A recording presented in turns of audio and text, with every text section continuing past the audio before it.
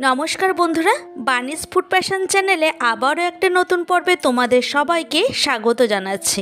আমাদের প্রত্যেক দিনের জীবনে ডালটা কিন্তু খুবই জরুরি। একঘেয়ে ডাল খেতে খেতে অরুচি হয়ে থাকলে একবার এই পদ্ধতিতে লাউ ডাল করে নিতে পারো, খেতে অসাধারণ হয়। এছাড়া লাউ আমাদের ভীষণ শরীরের পক্ষে এবং পেটের পক্ষে তো খুবই উপকারী একটা সবজি। তাহলে চলো কথা না বাড়িয়ে আমি যেভাবে লাউ ডাল তৈরি করে নিই সেটাই আজকে তোমাদের সাথে শেয়ার করব। আমি এখানে লাউয়ের ডাল ভাতের সাথে পরিবেশন করব, তাই আমার মতো করে আমি রেসিপিটা তোমাদের দেখাচ্ছি। এখানে নিয়েছি মেজারিং কাপের 1 কাপ মুসুরির ডাল, আর মুসুরির ডালের ভেতর কিন্তু প্রচুর পরিমাণে ময়লা থাকে। এখন ডালগুলিকে আমি রগড়ে রগড়ে ভালো করে ধুয়ে নিচ্ছি 4 থেকে 5 বার।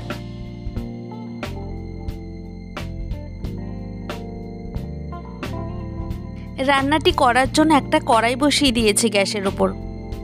এইবার যেই ডালগুলিকে ধুয়ে নিয়েছি সেই ডালটা ঢেলে দিলাম। এতে পরিমাণ মতো জলও দিয়ে দিলাম। দিচ্ছি এর মধ্যে 2টো কাঁচা লঙ্কা, লঙ্কাগুলিকে একটু ফাটিয়ে নিয়ে দিলাম। এরপরে গ্যাসের ফ্লেমটাকে মিডিয়ামে আছে রেখে ডালটাকে খুব ভালো করে সেদ্ধ করে নিতে হবে। রেগুলার যেই রকম আমরা ডাল সেদ্ধ করে নিই ঠিক সেই রকমই ডালটাকে আমি সেদ্ধ করে নিচ্ছি। এখন ওপর থেকে এইভাবে নোংরাগুলিকে ফেলে দিতে হবে, কারণ ডালের ভেতরে প্রচুর ময়লা থাকে, তো এইভাবে ফেলে দিলে অনেক সময় পেটের সমস্যাও কিন্তু হয় না। দেখো ডালটা কিন্তু অনেকটাই সেদ্ধ হয়ে গেছে, পুরো জলটাই টেনে গেছে।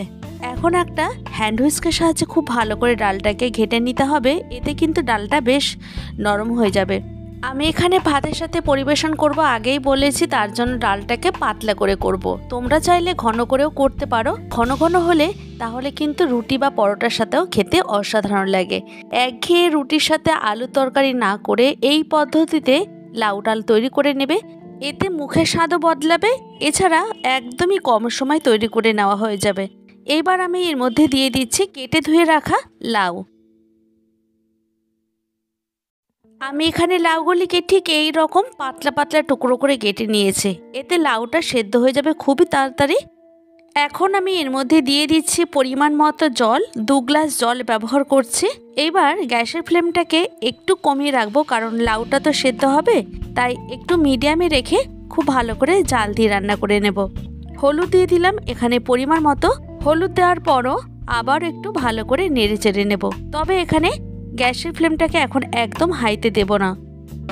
দিচ্ছি এখানে 1 টেবিল চামচ নুন দিয়েও খুব ভালো করে একটু নেড়ে চেড়ে নিচ্ছি। এখানে আমি ঘরোয়া পদ্ধতিতে নানান রকম রেসিপি শেয়ার করে থাকি। এই চ্যানেলে আমি প্রত্যেক দিন ভিডিও আপলোড করে থাকি।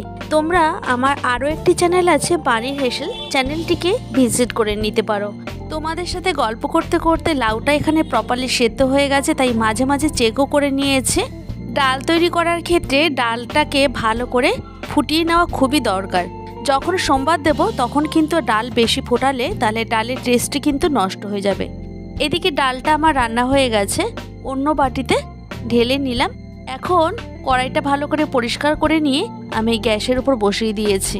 কড়াইটা খুব ভালো মতো গরম হয়ে যাওয়ার পর দিয়ে দিলাম পরিমাণ মতো সাদা তেল। এখানে 2 টেবিল চামচের মতো সাদা তেল ব্যবহার করছে। লঙ্কাটাকে মাঝখান থেকে ফাটিয়ে দিয়েছি, এতে কিন্তু লঙ্কার যে স্মেল সেটা ডালের মধ্যে প্রবেশ করে ডালটা খেতে কিন্তু অসাধারণ লাগবে। দিচ্ছি এর মধ্যে গোটা জিরে ফোড়নে ব্যবহার করলাম। এখন জিরে আর লঙ্কাটাকে প্রায় কয়েক সেকেন্ডের মতো খুব ভালো করে ভেজে নিয়েছি। ডাল এর মধ্যে ঢেলে দিলাম। এইবার গ্যাসের ফ্লেমটাকে একদম হাইতে দিয়ে 2 মিনিটের মতো রান্না করে নেব। মানে যতক্ষণ না ভালো ফুটছে আমি ততক্ষণই রান্না করব, বেশি আর ফোটাবো না, তাহলে ডালের টেস্টই নষ্ট হয়ে যাবে। যেহেতু লাউয়ের ডাল তাই সামান্য একটু চিনি ব্যবহার করছে, এটা চাইলে দিতেও পারো, না হলে নাও দিতে পারো। নামানোর আগে কিছুটা ধনেপাতা কুচি ছড়িয়ে তৈরি করে নিলাম দারুণ স্বাদের একটা ডালের রেসিপি। এইরকম ডালের সাথে পেঁয়াজ দিয়ে ঝিরিঝিরি করে আলু ভাজা খেতে অসাধারণ লাগে, আর কোনো কিছুরই দরকার হবে না। যদি আমার চ্যানেলে এই ধরনের আরও নিত্য নতুন ভিডিও পেতে চাও তাহলে অবশ্যই প্রচুর লাইক কমেন্ট শেয়ার করো। তোমাদের লাইক আর কমেন্ট আমাকে আরও নতুন ভিডিও তৈরি করার মোটিভেট করে। দেখা হবে অন্য কোনো ভিডিওতে। ভালো থাকবে প্রত্যেকেই, আর তোমরাও কিন্তু সবাইকে ভালো রেখো। আমার পাশে এইভাবেই থাকার জন্য তোমাদেরকে অসংখ্য ধন্যবাদ। এদিকে দেখো ডালটাকে আমি একটা সার্ভিং বলে সার্ভ করে নিলাম। ভিডিওটি আজকে এখানেই শেষ করলাম।